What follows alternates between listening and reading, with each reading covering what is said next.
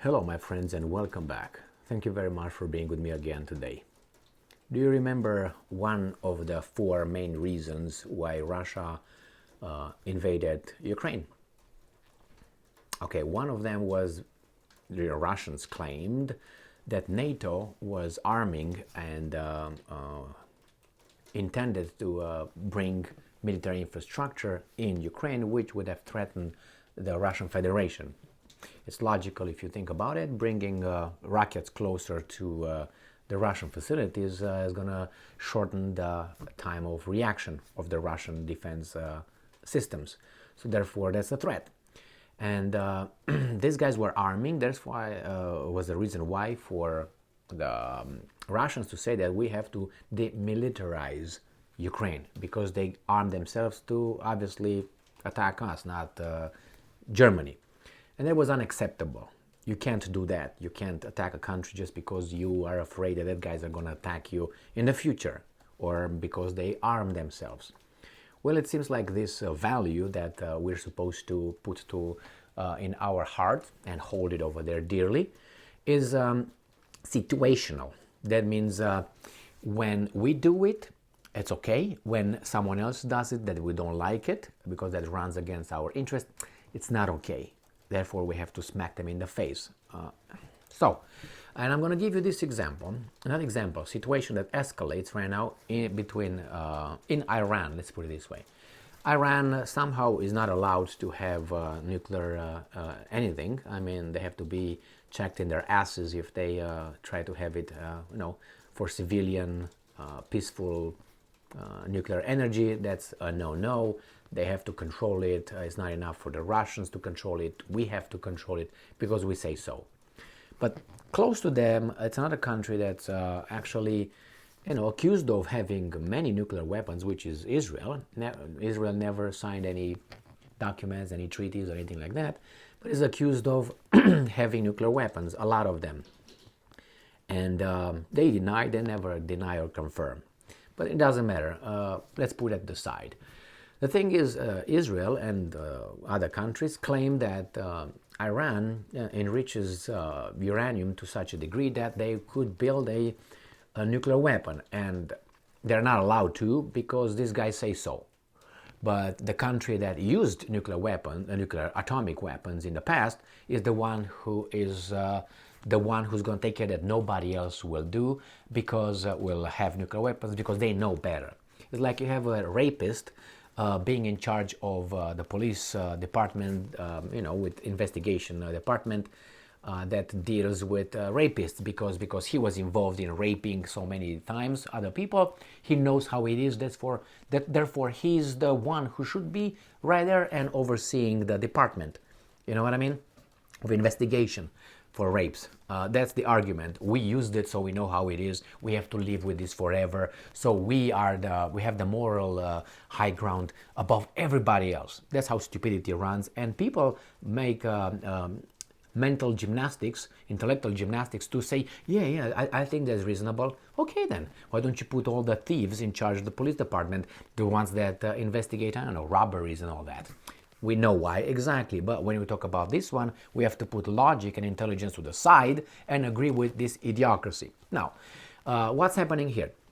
Netanyahu, who has big problems, unfortunately, in Israel, because he got elected, and as I said, these people on the left, when they don't like elections, the outcome of the elections, they say it was stolen and it was this and that, with the help of the Russians and collusion and all that, which is denying, it's election denying, whatever.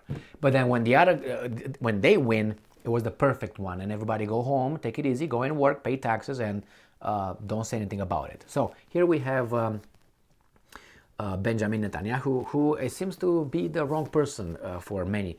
So they go outside and they, I don't know if they riot, but anyway, they protest day and night in Israel, as far as I followed through the Jerusalem Post. And that's their right to do so. It's just very weird that if tomorrow Netanyahu and his government disappears, it's going to be peace. And everybody's not going to say, yeah, that's the way we should behave. Yeah, everybody go home. So what happens with this Netanyahu?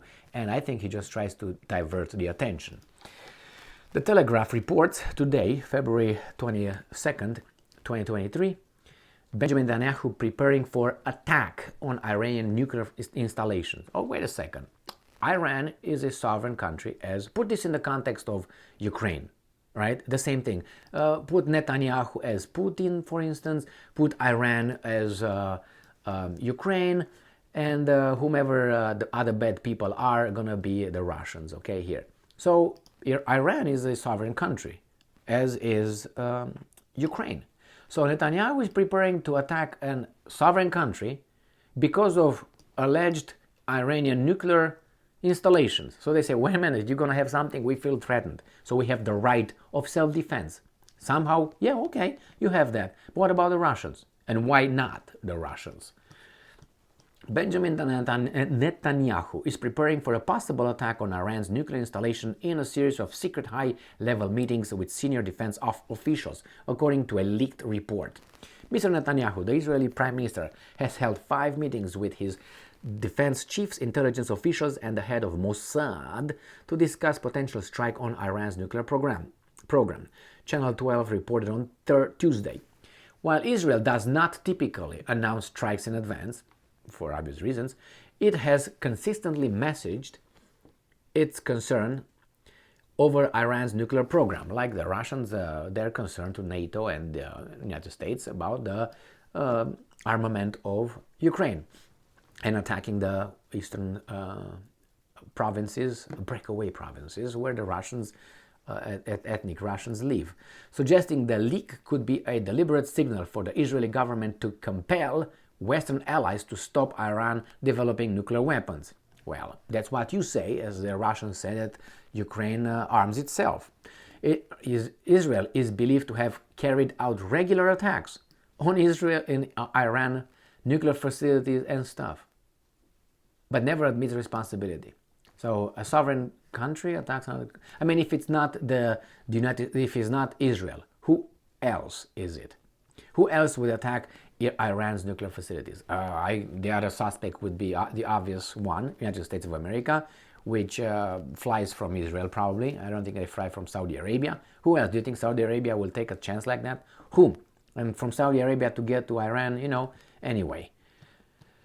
Israel has reportedly, and Israel also does weekly attacks on Syria, another sovereign country, because the Syrians have on their territories Iranian and Hezbollah and all that, people that Israel doesn't like. Like, for instance, Russia should have attacked and bombarded from time to time Ukraine because NATO troops are over there, and the Russians don't like the NATO troops training or doing hanky-pankies in Ukraine. Correct? Correct. Israel has reportedly shared its secret plans with the United States and France, warning them it will act alone if the international community will not provide support. International community is 193 states. You ask 2 of them to intervene. Who are the international community? Did you ask the Russians too? Did you ask the Chinese? The North Koreans? Maybe the Iranians too?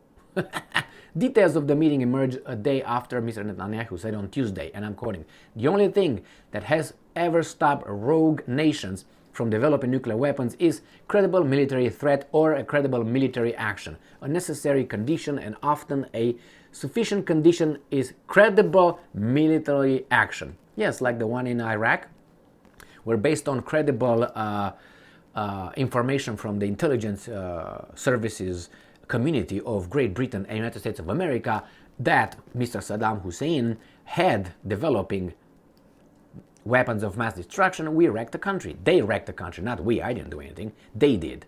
And anybody is held responsible? No. The generals got medals, the politicians got elected, and the history books will say that they were heroes. All right?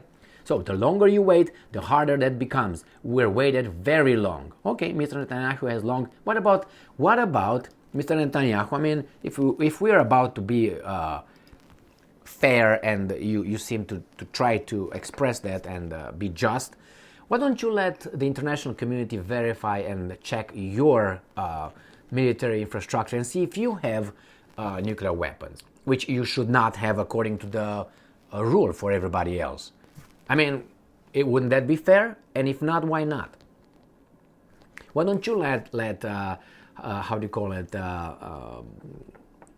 international observers and inspectors, IAEA, come and inspect it, and some Russians, North Koreans, international community. And why not? The thing with, hey, the Iranians, we never attacked, we never threatened anybody. Okay, that means the United States should not have anything, not even a butter knife, if you know what I mean, if we talk like that. So, you know, that's why when these guys are crying about certain things, it's hard for me to really have empathy. Why? Because, you know, there are situational virtues or values or, you know, principles. So that means if this fits my interest, I'm virtuous. If this instance doesn't fit my interest, I'm not virtuous anymore. I'm going to make that person look bad, therefore we somehow have to do it. We don't like it, but we have to. But if you say, okay, let's be just across the board, and then what are you talking about? All right, so I disagree, for instance, with the fact that these guys can with impunity hit other countries whenever they feel like, and there's no how should I put it, reaction. United Nations says this, says that. United States vetoes. So yeah, it's how's that, a rule-based international order? Please. So if you know just a little bit more than these guys tell you, and obviously that's all they want you to know, just a little bit. You don't have to know a lot, just a little bit. They're so at the surface, so how should I put it, flimsy, that you don't have to even look too deep in history to find out, wait a minute, you're the one talking? You're telling these guys they should not have a peaceful program, but you might have nuclear weapons, and it's agreed that they have it, but they say no, okay, if you're so honest and fair, and you say people should not proliferate nuclear, energy and so on, and weapons, then why don't we start with you? It's like someone tells you, no, we have to check if you're a good person. No. Before you tell me to be a good person, we have to agree and establish that you are a good person in the first place. When you go in front of a judge, that judge cannot have felonies on his, criminal record. Otherwise, why would you go over there? I mean, it has to be clean. I mean, that's why you believe in that he is able to be impartial and dispense justice based on the information and evidence he's got. Otherwise, you blow your thing. The same with the priest. The priest, they say, well, don't do what the priest does, do what the priest says. No, it's not fair, because we don't talk about here a CEO or a supervisor, who can be a fucker outside of business but do his job right. It's not working like that. We talk here with divinity, we talk with other things that, with morality. So no, a priest, you're a priest because supposedly you're way ahead on the path of perfection and being closer to God. That's why you're a priest, and that's why you have the the power to do this and to do that. Otherwise, you would be the same as everybody else, but you're not. So if you want us to look at you as that, you have to behave as that. I don't know. When I'm going home, I'm going to be do whatever, but when I come to church, I'm doesn't work that way. It doesn't work like a supervisor. You come to work and you do your job. When you go outside, you can be the cheater of the world. You know what I mean?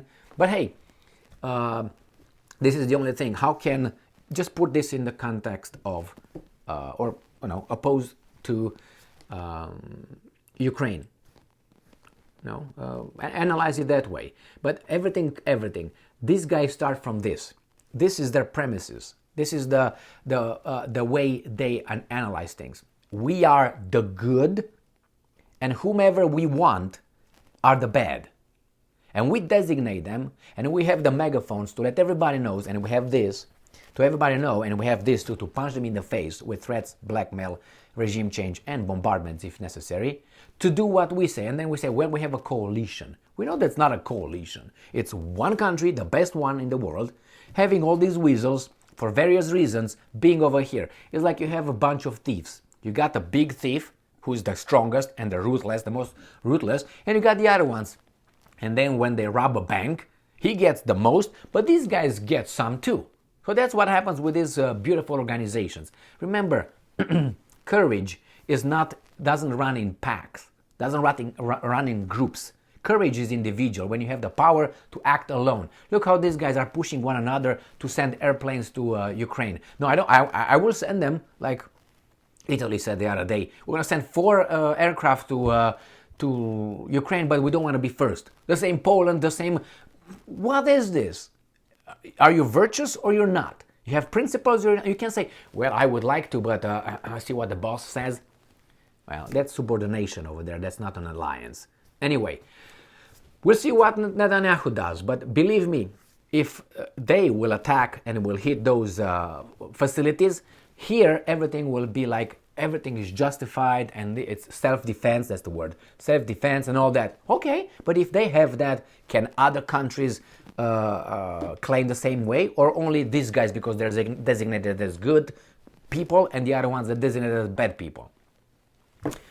Anyway, because if they have the right, then everybody else should have the right of self-defense, right? Including the Iranians. But hey, we know Iranians are bad, and as the Russians, the North Koreans, and everybody who doesn't follow our script. Not their script. We are still followers. We are their engine. They exist because we exist. If we die tomorrow, they die the next day. Why? Because we keep them alive. And not the vice versa. If they're not over there, we're still going to be able to figure things out. Them, no, they need us. They need us, the same as the banks. The banks need people and they need institutions. And somehow the banks now dictate. When actually the people and the institutions say, you know what, we're not here anymore. The banks die because they can't suck anything and give loans. Okay, nobody needs a loan anymore. Who dies? The bank. If the banks goes, there's no more banks tomorrow. No more banks. We all die? No. But if there's no more people or no more companies, they die just like this. So who depends on whom? And who has the upper hand? The banks. The banks come and tell you, IMF and World International or whatever fund. I don't know, yeah. What? Send the platoon over there and talk to them a little bit. But hey, we don't do that because they're all blood brothers, like Iron Maiden's song. Thank you very much for being with me again today. Stay strong, stay smart, look for the truth, and be just.